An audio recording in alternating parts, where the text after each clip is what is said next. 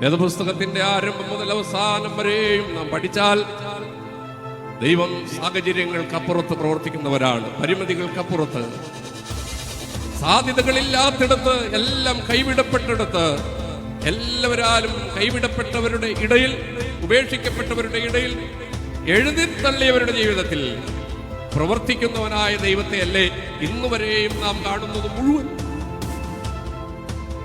അതുകൊണ്ട് ഇന്ന് ഈ പെരുന്നാളിൽ സംബന്ധിക്കുമ്പോൾ, ഈ വിശുദ്ധ കുർബാനയിൽ സംബന്ധിക്കുമ്പോൾ, ഈ വചന ശുശ്രൂഷയിൽ സംബന്ധിക്കുമ്പോൾ നീ എഴുതിത്തള്ളപ്പെട്ട ഒരു വ്യക്തിയാണോ? എല്ലാവരാലും കൈവിടപ്പെട്ട ഒരു വ്യക്തിയാണോ? നിന്റെ അറിവിന്, നിന്റെ സാഹചര്യങ്ങൾക്ക്, നിന്റെ പരിമിതികൾക്കുള്ളിൽ കിടന്ന് ഇതെങ്ങനെ നടക്കുമെന്ന് ചിന്തിക്കുന്ന ഒരു വ്യക്തിയാണോ?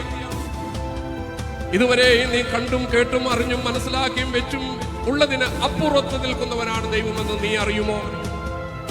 അതുകൊണ്ട് നിന്റെ വേദനയുടെ ഡെപ്ത്, ആഴം, നിന്റെ പ്രയാസങ്ങളുടെ, പ്രതിസന്ധികളുടെ, നിന്റെ പ്രശ്നങ്ങളുടെ ആഴത്തിലേക്കല്ല നോക്കേണ്ടത്, മറിച്ച് നിന്റെ പ്രശ്നങ്ങൾ എന്തു തന്നെയായാലും, നിന്റെ ജീവിതത്തിൽ നീ നേരിടുന്ന പ്രതിസന്ധി അത് എത്ര ഡെപ്ത് ഉള്ളതായിരുന്നാലും, കാഠിന്യമുള്ളതായിരുന്നാലും, ദൈവത്തിന് ഒരു കാര്യവും അസാധ്യമായിട്ടില്ലല്ലോ എന്ന ആ അരുളപ്പാടിന്റെ മുമ്പിൽ മറിയാം പറഞ്ഞതുപോലെ പറയുവാൻ സാധിക്കണം.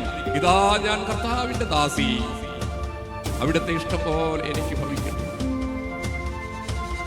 അവിടെയാണ് അവളുടെ മേൽ പരിശുദ്ധാത്മാവ് പ്രവർത്തിക്കുവാൻ ഇടയായത്. ദൈവത്തിന്റെ തിരുസന്നതയിൽ വിനയപ്പെടുത്തുവാൻ എന്റെ ദൈവത്തിന് ഇത് കഴിയുമെന്ന് വിശ്വസിക്കുവാൻ എബ്രായ ലേഖനം 11-ാം അധ്യായത്തിൽ നാം വായിക്കുന്നുണ്ട്. ദൈവത്തിന്റെ അടുക്കൽ വരുന്നവൻ ദൈവം ഉണ്ട് എന്നും തന്നെ അന്വേഷിക്കുന്നവർക്ക് പ്രതിഫലം കൊടുക്കുന്നവനാണെന്നും വിശ്വസിക്കണം. ശുദ്ധമുള്ള മത്തായിയുടെ സുവിശേഷം 6-ാം അധ്യായത്തിൽ നാം വായിക്കുന്നുണ്ട്. നിങ്ങൾ വിചാരപ്പെടുന്നതുകൊണ്ട് നിങ്ങളുടെ ആയുസ്സിനോട് ഒരു മുഴം കൂട്ടുവാൻ നിങ്ങൾക്ക് സാധിക്കുമോ? ആകാശത്തിലെ പറവകളെ നിങ്ങൾ നോക്കുവീൻ, അവ വിതയ്ക്കുന്നില്ല, കൊയ്യുന്നില്ല, കളപ്പുരകളിൽ ശേഖരിച്ചു വെക്കുന്നില്ല, എങ്കിലും ദൈവം അവയെ പോറ്റുന്നു. നിങ്ങളേറിയ കുരുവികളെക്കാൾ വിലയേറിയവരല്ലോ, അതിൽ നിന്നും ഒന്ന് നിലത്ത് വീഴുന്നത് അവൻ അറിയുന്നു. നിങ്ങൾ ആ ഏറിയ കുരുവികളെക്കാൾ എനിക്ക് വിലപ്പെട്ടവരല്ലയോ?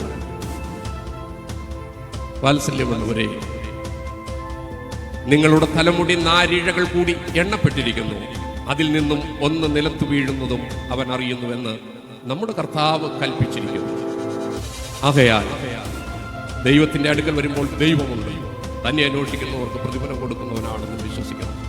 കന്യകമറിയാമിനോട് മാലാഖ പറഞ്ഞു, നിന്റെ സാഹചര്യങ്ങളിലേക്ക് നീ നോക്കേണ്ട, നിന്റെ അറിവും നിന്റെ കഴിവും നിന്റെ ശക്തിയും അതൊന്നും നീ വെച്ച് ദൈവത്തെ വിലയിരുത്തേണ്ട.